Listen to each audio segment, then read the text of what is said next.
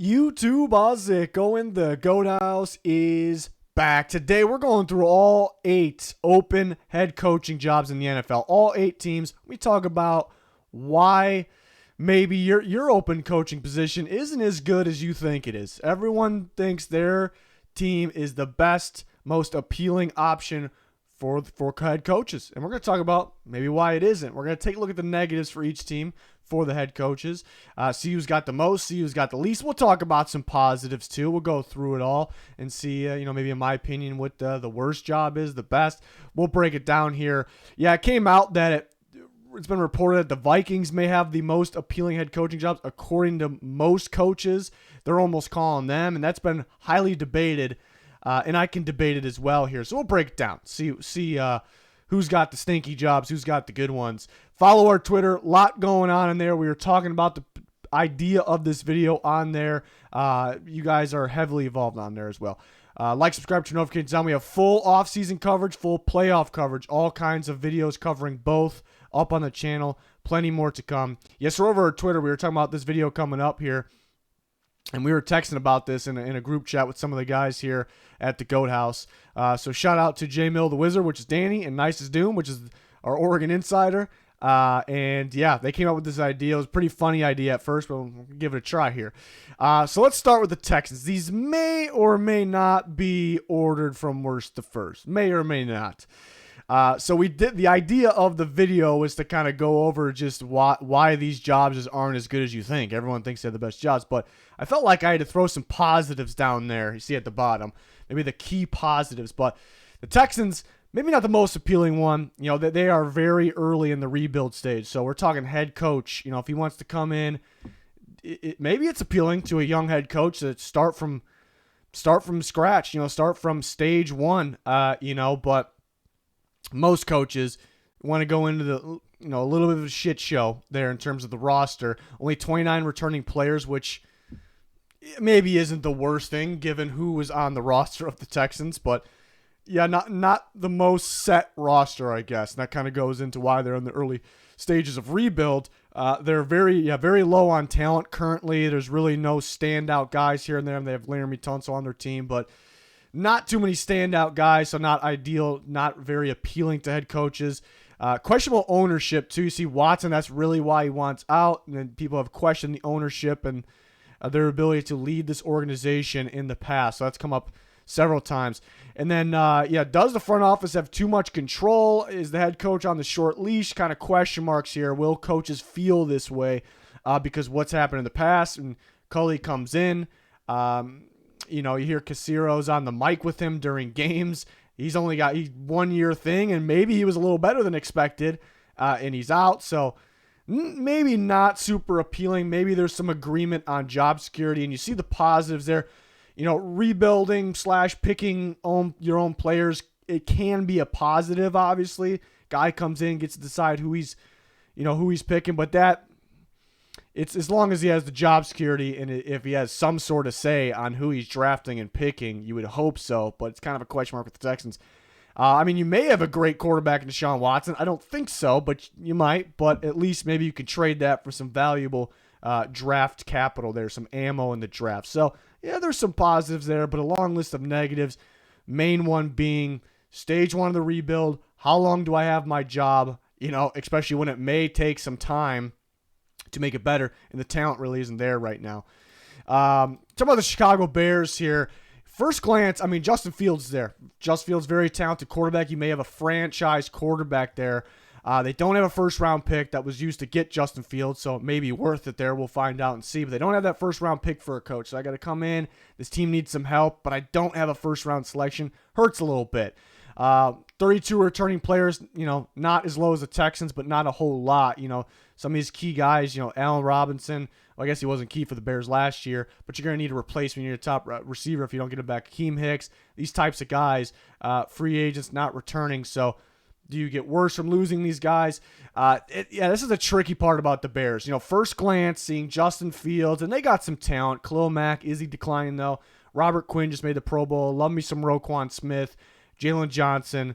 They got some key guys there, I suppose. They're not loaded with talent, really not even close to that level, but they got some talent. But So first glance, it looks pretty good. They got decent cap space here at the bottom, but it's kind of my problem, though. They're kind of on the border. Like, do they need to enter rebuild? Where are they at? Like usually those teams that they don't decide to enter rebuild and they should, they kind of just stay decent. They never get good. Coach ends up getting fired not too long from now. They enter rebuild, which could be the way to go, but then is it a lengthy process to get back where you want to be? Does the coach have that much time to keep his job? And then, they got to build around Fields. That's got to be the priority. You trade away a first-round pick, and all those guys that did that are gone. To get Fields, you don't have a first-round pick. You want this guy to succeed, obviously, and you don't want him to struggle along the way because that could hurt the process, obviously. So priority one is to build around Justin Fields. They need offensive linemen. I don't mind what they have on the interior, but a guy like James Daniels is a free agent too, so you have to get a guy like that back. And they're gonna need tackles, and we'll see if Tevin Jenkins could be the guy of the future according to the new staff. Back injury didn't look too promising, but at a small sample size, can't judge off that. Receivers, I like Darnell Mooney. You need other pieces, though. I'm a believer that you need two number ones. I think Mooney could be that second number one. I think you need that guy that what Allen Robinson was supposed to be. So you need some key players around Justin Fields for him to work. And while you're in the act of that, again, losing guys like Akeem Hicks, other guys to free agency, whereas the defense is kind of slowly declining, still playing all right, but kind of needs safeties. You need more pass rushers. Do you need somebody next to or not pass rushers, interior guys? If you lose Hicks, Khalil Mack, is he declining? You need somebody next to Roquan Smith. So as the focus is drawn to the offense, as the defense starts declining, that kind of goes back to where's this team at, at the rebuild. That's kind of my main problem with it. Like if you go in there as a head coach, is it like, all right, we got the offense going, but the defense is letting us down, but the offense maybe not be going right away because you got to build around it. That takes time. So it's the one team where you can't figure out like where they're at. Are things going to get better before they get worse, or are things going to get worse before they get better? It's kind of all over the place for them. So that's my concern with for the coaches. They may have more talent than some of these other teams, and they have decent cap space. And does the coach end up on the hot seat before the turnaround? Is it going to take 4 years for it to turn around? It could take one, but so it's kind of a team that's all over the place here. But the positives, you have a franchise quarterback in place. I think it's a type of quarterback that everyone kind of wants to work with Justin Fields' skill set, obviously. And they have a pretty decent amount of cap space at $39.3 million this year. So that's pretty solid as well. So some things to work with. Where do you put that focus? I think that money goes to James Daniels coming back, building around Justin Fields. So how does that affect the defense is then the question. So we'll see who they get there. Talk about the Dolphins. Another one, first glance, they got a league high. You see at the bottom there, league high in cap space at $73.6 million, ridiculous amount. And I've kind of recently been going through teams' contracts, the situations, just looking them over, still going through that process. But I've noticed that the Dolphins, actually, even on top of having the league most cap space, they have quite a few easy ways to clear space if they wanted to and wanted to go crazy big in free agency. They have that. They actually have that ability. So this is the mega positive, huge positive here for the Dolphins, and they have solid future cap as well. And while we're on the positive standpoint here, several solid young players I think they have. They've got gathered over the last couple of years. But there is kind of a big problem with the Dolphins. It's more so, with Chris Greer in the front office, it looks like they have a lot of control. Flores, I guess they didn't agree. It sounds like it was on Tua Tagovailoa, so that he didn't agree with them. You're getting the boot, so that won't be too appealing to coaches. Are they insisting on Tua? Are they insisting on him and putting all that money, using all that money and using any draft capital they have on everything around Tua? The new coach may not have may not have a say on the quarterback, which sounded like Flores wanted. And I'm not making a statement on Tua. Like, he's still got some upside. If you get better talent around him, he could be better. Is he a guy that's going to get you to where you want to go, though? I guess that's the question. But I say, he may not. The new coach may feel like he may not have say in the quarterback. Does he have say in much of anything, though? That's what it kind of feels like right now. It kind of feels like whoever they draft, they're going to insist upon, and that's what they're going to go with. That's what it feels like. Is that actually the case? We'll see how the coaches feel. They do have a lot of offensive needs. And that's a tricky part, too. They're going to focus on offense, building around Tua, And they have to. They got to get better on the offensive line. They got Jalen Waddle, but they probably going to need some more receivers. They tried to get Will Fuller. They wanted another receiver one there. That didn't work out. They're going to bring somebody else in probably. Need a running game. Need a running back there. And then you could argue they need a quarterback, but I don't think that's going to be the case here unless they do surprisingly still try to trade for Deshaun Watson. And that could fix a lot then. That could fix a lot, I suppose. But they still have other needs. So while you're focusing on that, where's the defense go? I don't really think we talk about the Bears. Same thing. You got to focus on offense. Does the defense decline? The Dolphins got young talent where they, by default, the players kind of improve, so it shouldn't really decline. My big problem is Brian Flores runs such a specific, unique defense, kind of that Patriots multiple type of defense that you need specific, versatile players, guys that are familiar with blitzing, and that type of scheme. Got man coverage type guys, versatile players here. So they got the players that really fit that somewhat unique scheme. So does the defense kind of take a step back with a different coach? I guess it depends on the coach. So does the defense kind of take a hit while you're focusing on the offense? A little bit of a question mark there. So there are some things. The main thing for a head coach, what he's thinking, am I going to have enough control, the control that I really want here? That's kind of the main question with the Dolphins, or what's in the heads of the coaches here. But the cap space sure looks pretty. It sure looks pretty, that's for sure. The Vikings next up. Yeah, I heard some reports of someone on Twitter that there's a handful of head coaches that kind of view the Vikings as maybe the top landing spot for them because they have talent right now. And I would debate they aren't the top landing spot. But I can understand the argument on why they would be to those coaches is because coaches don't really get much of a chance these days. Some of them do, but we've seen a guy get fired after 1 year. David Culley, 1, 2, 3 years to figure it out, turn it around, and you see a team that kind of has the players in place to win now. Be a team like the Vikings, that makes sense. Those guys really aren't thinking about the future. It's more of a we're worried about the future when the time comes. I want to win right now. So not every coach has that mentality. Some do, so I guess it's understandable. I'd argue they're not the top spot. Mainly the bad thing is the bad cap space situation. Negative $11 million. Negative is never good. It's never good. In a year where we have the highest available cap space in NFL history, actually. Last year actually dropped down. You expect it to go up every year. Last year it dropped down. Now we got that, what we expect it to be, that the most we've ever had in NFL history, and you're sitting there with negative. That's not really ideal, and I guess that's why a guy like Rick Spielman got fired at the GM position, even though he found talent, a situation like this. So that kind of goes into the second thing. We talk about talented roster, but you got to get positive, and you want to make new moves to fit your new coaching staff, right? So you may have to make some tough decisions to survive financially, move on from some guys or trade some guys that kind of makes your roster, take away some talented players. Not really ideal.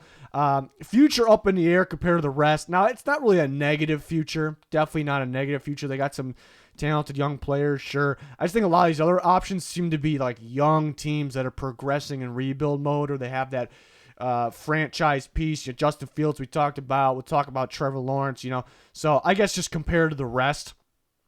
And then Kirk Cousins, kind of the question marks here. Is he really a negative? I know that's a big debate. Is Kirk Cousins appealing? Or half the world seems to be split on that.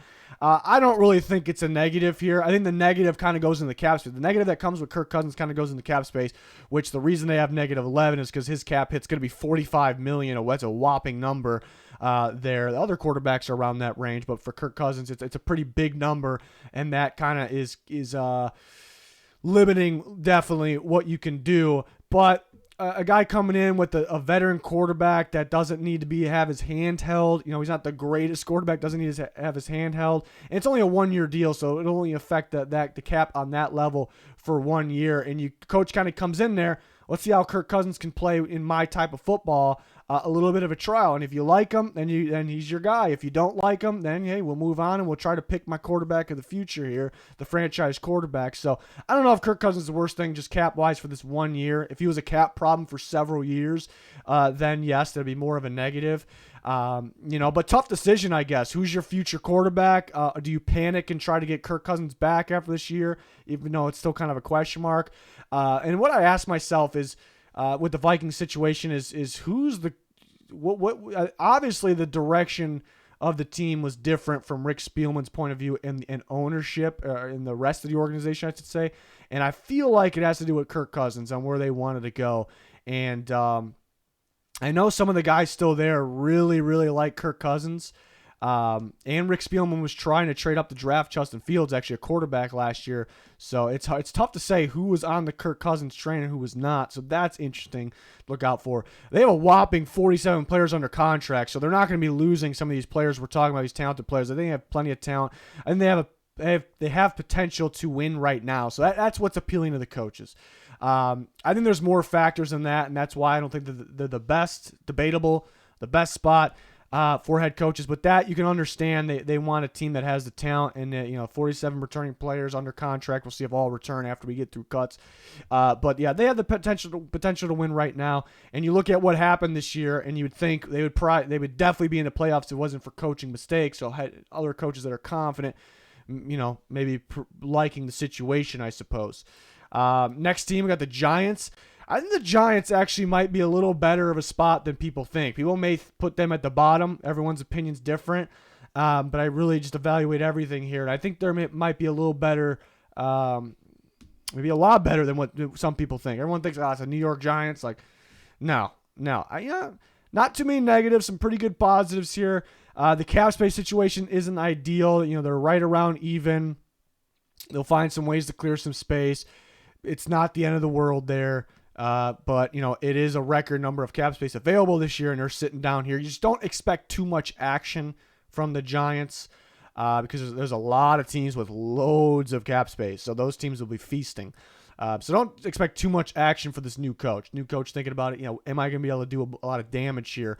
They got needs at the two most important spots in football: quarterback, offensive line. So that's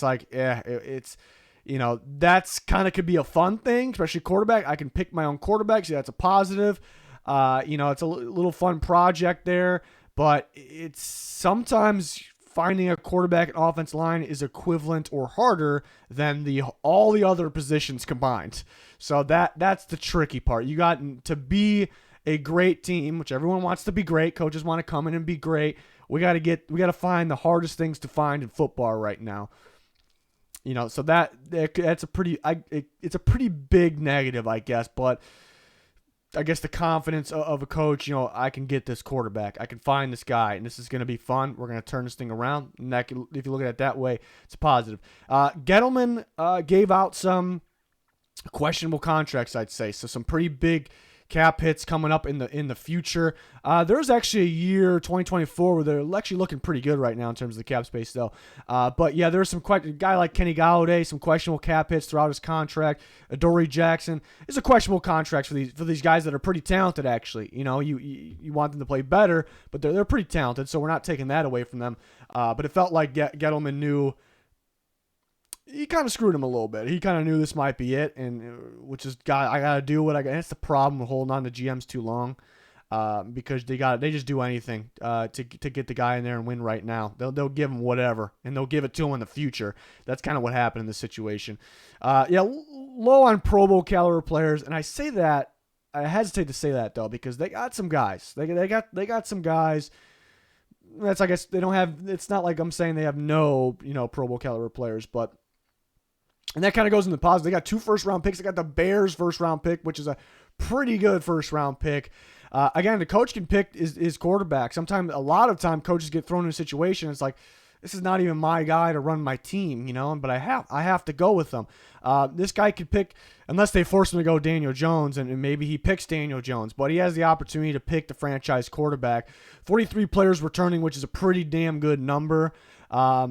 And they don't have a ton of needs. I was talking about they got some guys. They got some talent. Like this defense put them in position to win them games this year, and the offense let them down. And you could say we're going to focus on the quarterback and offense line. So could that hurt our development at defense? I think they got a pretty solid defense, like young defense too, where it's pretty much in position to succeed. You got to touch some things up. maybe a linebacker, maybe an edge. It looks like a pretty good defense to me. They put themselves in position to win games. It's just really the quarterback and offensive line, and that's kind of a lot for two things. But they actually, believe it or not, and everyone thinks the Giants, they suck. They don't have a long list of needs. I think I don't want to say it's well put together, because if it was well put together, they would have a little bit more success. But they didn't do a terrible job finding talent, I suppose. In the important spots when it comes to contracts in the top of the draft, they made some bad decisions there, and that's why guys are gone. But they're not that far, but because it's only need the quarterback and offensive line, but only next to that thing, maybe they are far, because it's interesting situation there with the New York Giants. Just not a lot of cap space to work with. That's a pretty big negative as well there. Talking about the Jaguars, I like the Jaguars' job actually. They are currently in the rebuild process. Again, coach coming, and we talked about the Texans are in the rebuild process. The Bears, do they need to enter that? Do they not? In the Jags, they're currently in the rebuild process. I think they're in the middle of those two teams I just mentioned. They're further along the Texans. The Bears are kind of borderline. They could possibly try to be a win-now team, and maybe they can be. The Jaguars are kind of in the middle of that, which the middle to me is better. It's the best, because I don't want to be questioning things or heading backwards. The Texans are at least moving forward, but they're at the bottom, stage one of that rebuild process. Jags are kind of in the middle, but they're there. Is that appealing to coaches? I'm going to come in here. We're probably not going to be great year one. I don't know if he's saying that, but are we going to be great year two? How's my job looking? Am I okay? But I don't think it's too far from the turnaround. I don't think it's too far, but they're in that rebuild process. Building around Trevor Lawrence, it could be a little bit of a challenge. You got some veteran guys in the interior. The interior offense line's okay. You got a free agent in there, and you got some veteran guys. When do we need to retool this? How do we approach it? That's really not my biggest concern. The tackle position, do we need two tackles? Do we need just a left tackle? Do we need to bring Cam Robinson back? Does he account for a lot of our cap? Would we rather use our first overall pick on the tackle and then worry about the other positions later in free agency? So there are some questions. It might be a little challenging to build around Trevor Lawrence. Receivers as well. The receivers did not help him. Just not a lot of separation. They got some guys that, they're decent names in there, but need some quicker guys, that could get solid early separation there. So it might be a little bit of a challenge. Might not be, and by that I mean, might not be overnight, obviously. Low on Pro Bowl caliber players, but they got guys that can become that for sure. I like me some Josh Allen. Got a guy like Miles Jack. Hasn't been doing too much damage recently. Could Trevor Lawrence become that? James Robinson get back there. So, but they're a little low on it right now. In a questionable front office, there's been some, maybe coaches don't get along with the front office. There's been some of that kind of thrown out there a little bit. So, and people are very surprised that they didn't move on from a guy like Balky, within the GM within the front office here. So I guess some questions there. So is that make head coach look at me like, I don't want to know if I want to deal with that, But they do have the franchise quarterback, potential future franchise quarterback here in Trevor Lawrence. They got some solid young players they brought in. They got some solid young guys as well. Great cap space situation now and the future. Love their situation. I go as far as looking to 2024. Anything beyond that, you're just really predicting some wild things. But I go up to 2024, and they look pretty damn good.